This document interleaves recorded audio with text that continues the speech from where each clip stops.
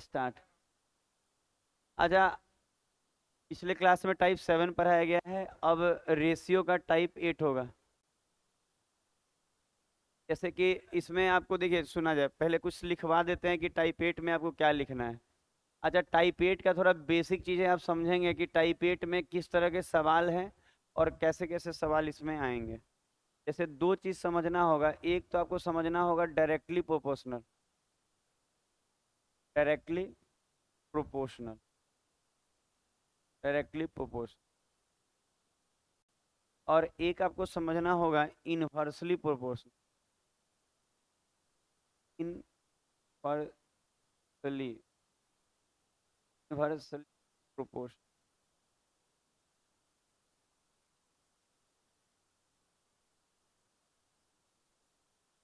अच्छा, directly proportional क्या होता है देखा जाए। डायरेक्टली प्रोपोर्शनल का मतलब अगर ऐसे लिखा रहे कि x is directly proportional to y, इस तरह का साइन दिया जाता है कि x जो है डायरेक्टली प्रोपोर्शनल है y के। में एक और चीज़ आपको समझना होगा कि x बराबर अगर देना है तो आप दे सकते हैं k गुना y ऐसे। लेकिन इस तरह से अगर k मान के बनाया जाएगा ना तो ये लंबा बन जाता है। इस कारण से हम लोग ना k मान के यहाँ नहीं बना के इसी को डायरेक्ट ऐसे यूज करते हैं। इस तरह का ट्रिक्स यूज करते हैं, आप ट्रिक्स बोल लीजिए चाहे जो बोल लीजिए, के हम लोग यूज नहीं कर रहे हैं। हम लोग ये यूज करेंगे ना ट्रिक्स के रूप में कि अगर कोई चीज़ डायरेक्टली प्रोपोर्शनल है ना तो वो चीज़ उसमें भाग लगेगा, क्योंकि देखिए वाई डायरेक्टली प्रोपोर्शनल है, इधर आएगा तो क्या लगेगा, भाग। तो हम लोग ऐसे लिखेंगे, डायरेक्टली प्रोपोर्शनल बोलेगा ना तो भाग के रूप में रखेंगे ऐसे कि एक्स जो है वाई से डायरेक्टली प्रोपोर्शनल है, भाग के रूप में रखेंगे।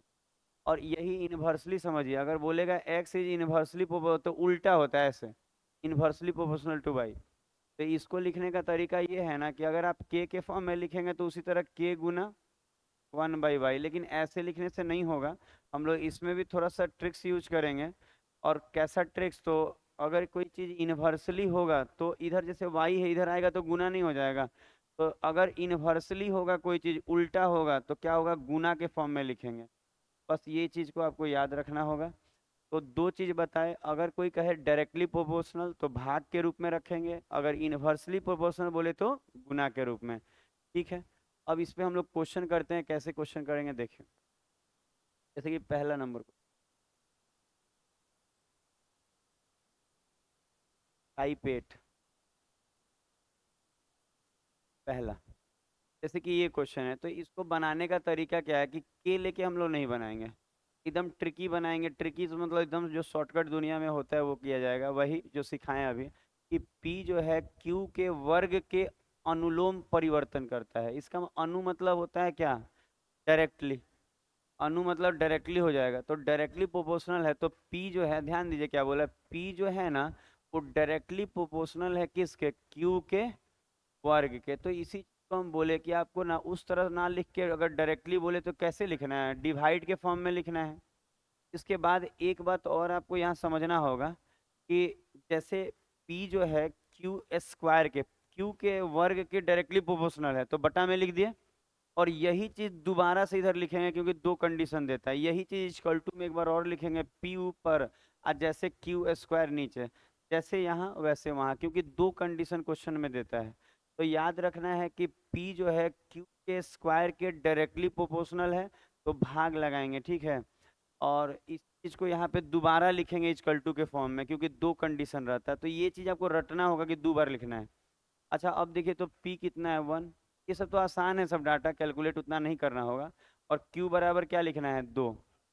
और हाँ कर लेंगे, वहाँ एक बार बैठा ले, और यहाँ P नहीं मालूम है और Q कितना है 6, तो इसी को अगर हम लिखे तो 1/2 का स्क्वायर 4 बराबर P बटा में 6 का स्क्वायर 36। तो ये सब तो बहुत आसान कैलकुलेशन है। 1 ऊपर 2 यहाँ रखेंगे Q, तो 2 का स्क्वायर 4, आप पढ़ लीजिएगा, P 1 हो ना तो Q 2 होगा, तो P 1 हो तो Q 2, तो 2 का स्क्वायर 4। और उसी तरह कह रहा है P कितना होगा नहीं मालूम, अलग कंडीशन है, P कितना होगा कि Q होगा। तो अगर इसको काटेंगे ना तो 4 से ये 9 बार में, और P का वैल्यू क्या आ जाएगा 9। तो पहला क्वेश्चन समाप्त हुआ। दूसरा क्वेश्चन दिखाएंगे, आसान लगेगा ये टाइप। दूसरा नंबर,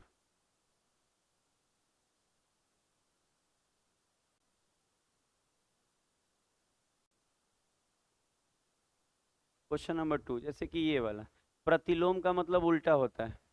तो अगर कोई कहे ना कि x जो है y² - 1 के प्रतिलोम है उल्टा, तो उल्टा रहेगा तो क्या करना पड़ता है, गुना के फॉर्म में लिखना है। अगर कोई कहे कि इन्वर्सली है तो गुना के फॉर्म में, तो देखिए लिख दिए गुना के फॉर्म। और यही चीज को एक बार और लिखना है, यही चीज को एक बार और लिख दिया सेम चीज को, क्योंकि दो कंडीशन रहता है। तो याद रखेंगे, अगर प्रतिलोम का मतलब इन्वर्सली होता है और इन्वर्सली बोलेगा तो सीधा गुना के फॉर्म में रखा जाता है। ठीक है। हमको तो लगता है ना कि 8 और 9 दोनों में कैलकुलेशन नहीं है ज़्यादा, इसमें भी और अगला टाइप में, उसमें चूड़ी वाला है। तो हमको नहीं लगता कि, हमको लग रहा था इसमें कैलकुलेशन होगा, तो ना आप लोग से बोल रहे थे। अच्छा, एक्स कितना है देख लीजिए, 24 है ना, और वाई कितना है 10, तो 10 का यहाँ स्क्वायर दे देते हैं, ठीक है, 100 भी लिख सकते थे डायरेक्ट आप। और यहाँ बोला एक्स का मान बताना है कब, जब वाई 5 हो। तो ये टाइप कोई ज़्यादा प्रॉब्लम नहीं आने वाला है। 24 हो। अच्छा, इसको दोबारा से चालू कर, 2 नंबर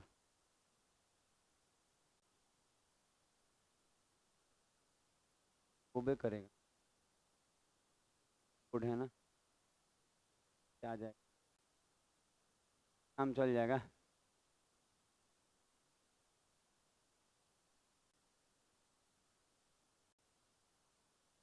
अच्छा, 2 नंबर क्वेश्चन दोबारा से।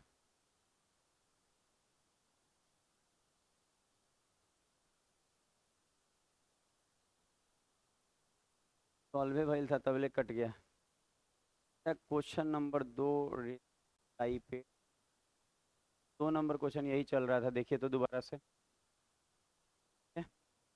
अच्छा, आप देखिए जैसे कि लिखा हुआ है वही चीज़ हम फिर से आपको बता रहे हैं कि अगर प्रतिलोम बोलेगा तो उल्टा है, तो उल्टा है तो गुना के फॉर्म में ऐसे रहता है। और यही चीज़ आपको बोले थे क्या कि दोबारा से आप लिख दीजिए। अच्छा, अगर आप यहाँ देखेंगे तो पहला कंडीशन में x जो है 24 दिया हुआ है, और y कितना है 10। तो यहाँ पे अगर 10 रखेंगे तो 10 ऐसे ही रख लेते हैं, एक स्टेप बढ़ाएंगे। और यहाँ पे x नहीं मालूम है और y है यहाँ। ठीक है? अगर आप यहाँ देखेंगे तो यहाँ 24 × 99 हो जाएगा, और वहाँ 5 × 24, 24 कट जाएगा तो x कितना आ जाएगा, 65 × 99 हो जाएगा। अगला होगा,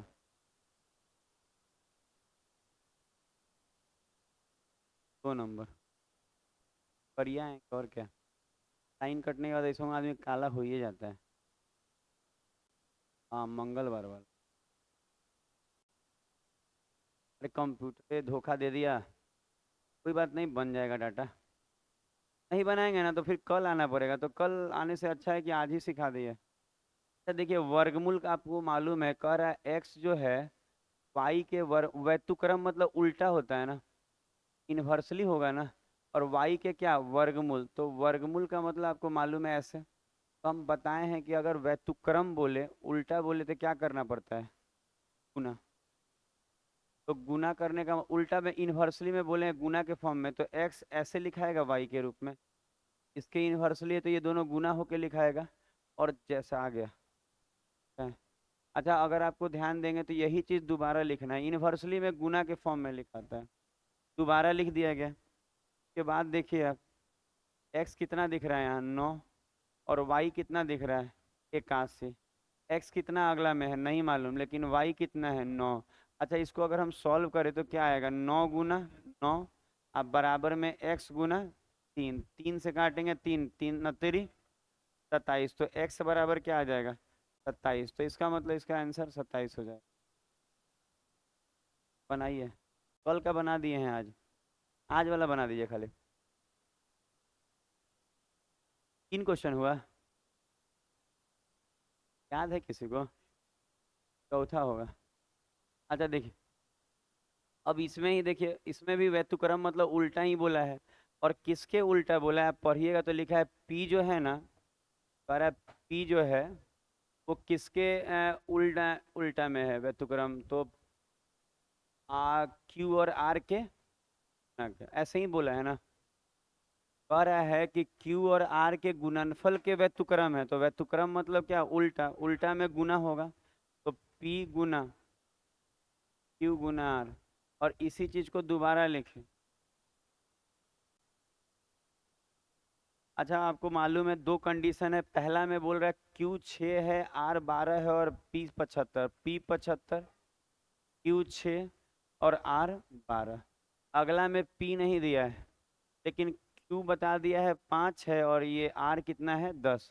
अब यहाँ से आराम से आप फाइंड कर सकते हैं जो आपको चाहिए। ठीक है, तो क्या आपको चाहिए, देखिए आप काटेंगे तो 5 से 15 बार में, पंक्तियाँ ही 15, 5 दूनी 10 और दू से ये 6, छः का 36, 108। 108, तो P बराबर 108। पांचवा क्वेश्चन।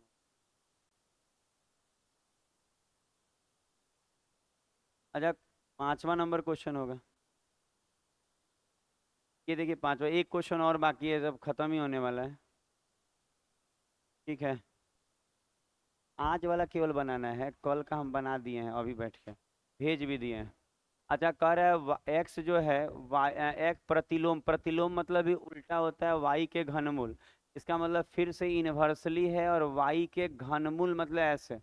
तो आपको मालूम है कि इन्वर्सली होगा तो गुना होगा, तो गुना करना होगा। तो हम लोग लिखेंगे क्या, एक्स गुना वाई का घनमूल, और इसी चीज को दोबारा से लिख देंगे। ठीक है। अच्छा, अब आप देखिए कि एक्स कितना है 6, और वाई कितना है 125, और यहाँ घनमूल लगा हुआ है ऐसे। फिर एक्स हमको नहीं मालूम है, लेकिन कह रहा है कि इस बार वाई कितना है 27। तो घनमूल का बात कर रहे हैं, घनमूल का मतलब क्यूब रूट होता है, आपको दिख रहा होगा। तो अगर हम लोग इसमें बात करें, इसमें ध्यान दीजिएगा, अगर बात किया जाए तो 6 गुना ये 5 हो जाएगा, और बराबर में वो 27 3 का होता है ना। 3 दूनी 6, 5 दूनी 10, तो एक्स बराबर 10। एक क्वेश्चन और है, उस देख लेते। हो गया, हो गया। लास्ट ही। अच्छा, ये 5 6 नंबर। अच्छा, ये एसएससी का काफ़ी अच्छा क्वेश्चन है, एक बार देखिए। यही क्वेश्चन अच्छा है, बाकी सब तो ऐसे ही।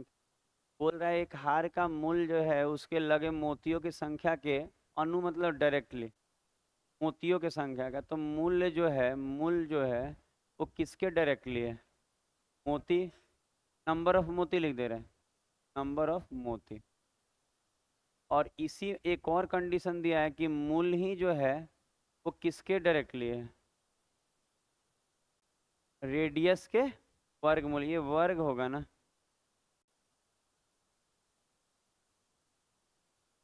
रेडियस के वर्गमूल। तो यहाँ हम कह सकते हैं कि रेडियस के वर्गमूल का मतलब यहाँ पे ऐसे। तो क्या है ना कि दो दो कंडीशन दे दिया है। तो मूल्य के, अच्छा डायरेक्टली बोलेगा तो भाग लगता है, तो ये भी भाग लगेगा मूल्य पे, ये भी भाग लगेगा। तो इसी को लिखने का तरीका होगा कि मूल्य आप ऊपर लिख देंगे और नंबर ऑफ मोती नीचे। कि डायरेक्टली प्रोपोर्शनल में भाग लगता है, नंबर ऑफ मोती नीचे। और गुना में इस चीज को भी लिखना होगा, क्योंकि ये भी डायरेक्टली है। तो इसका मतलब मूल्य के ये भी डायरेक्टली है, ये भी डायरेक्टली है, तो ये दोनों भाग के रूप में लिखा जाएगा, दोनों के बीच में गुना। ठीक है। तो नवीन टेंशन लिए हैं का जी आप, टेंशन नहीं लीजिए, सब ठीक है।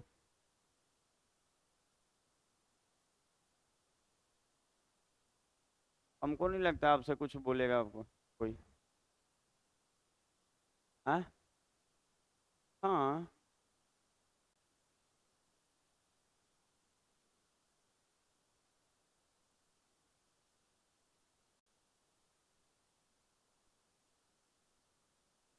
अच्छा, आप देखिए तो, अगर हम लोग इस पे बात करें तो देखिए, 1 सेंटीमीटर त्रिज्या, तो ये तो एक दिया हुआ है, और नंबर ऑफ मोती कितना है 75, और इसका दाम कितना है 150। ठीक है, ये तो दिया हुआ है सब। अब आप देखिए इसका मूल 600 दिया है, और क्या दिया है, नंबर ऑफ मोती 100 है, और हमको ये आर नहीं मालूम है।